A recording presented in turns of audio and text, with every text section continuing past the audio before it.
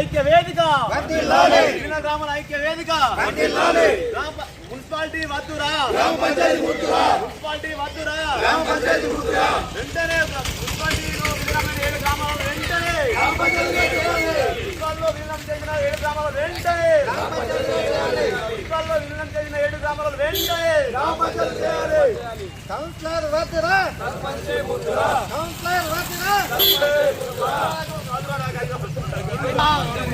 Municipal వద్దురా municipal వద్దురా municipal వద్దురా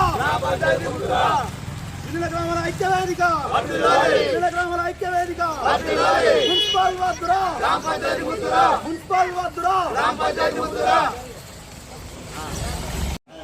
ఏదైతే విలీన గ్రామాలు ఉన్నాయో వీటిని మున్సిపాలిటీలో కలపడం వల్ల గ్రామ ప్రజలు చాలా ఇబ్బందులకు గురవుతున్నారు.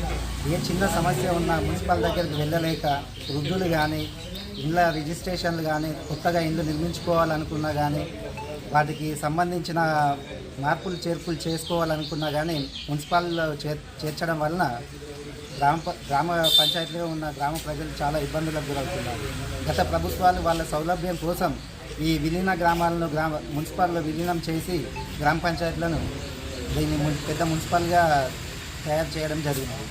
దానివల్ల గ్రామ ప్రజలకు చాలా ఇబ్బంది జరుగుతున్నది. వెంటనే ఈ విలీన గ్రామాలను తిరిగి గ్రామ పంచాయతీగా ఏర్పాటు చేయాలని కోరుకోవడం జరుగుతుంది. ఈ సందర్భంగా కోరడం జరుగుతుంది. విలీన గ్రామ ఐక్య వేదిక ఆధ్వర్యంలో మరి గత 3-4 రోజుల నుంచి మరి ప్రతి గ్రామంలో కూడా ఏదైతే మున్సిపాలిటీలో విలీనం చేసిన అన్ని గ్రామాల్లో కూడా నిరసన కార్యక్రమాలు పెద్ద ఎత్తున ఆందోళన కార్యక్రమాలు తెలియజేయడం జరుగుతూ ఉంది.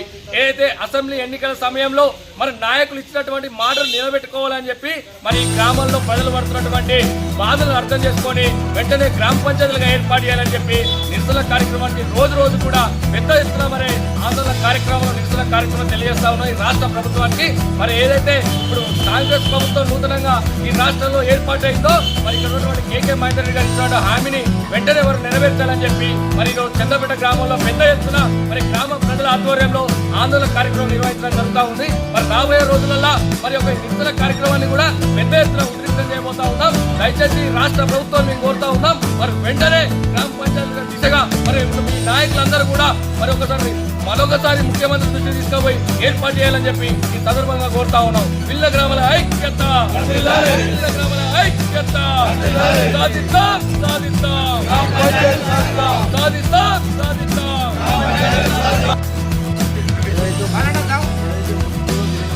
గ్రామాలు యథావిధిగా గ్రామ పంచాయతీగా చేయాలని గత వారం రోజుల నుంచి 7 గ్రామాల్లో నిరసన కార్యక్రమం చేయడం జరుగుతుంది.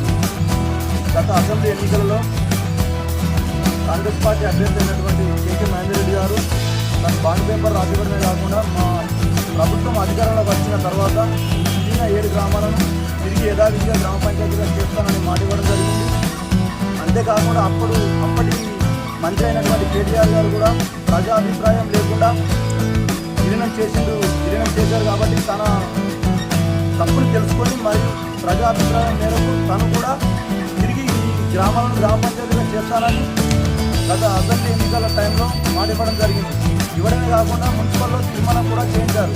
కావున మరియు బీజేపీ పార్టీ అభ్యర్థి అయిన రాణి విక్రమరెడ్డి గారు కూడా ఈ విలీన గ్రామాలను గ్రామ పంచాయతీగా చేస్తానని తను కూడా మద్దతు తెలిపారు.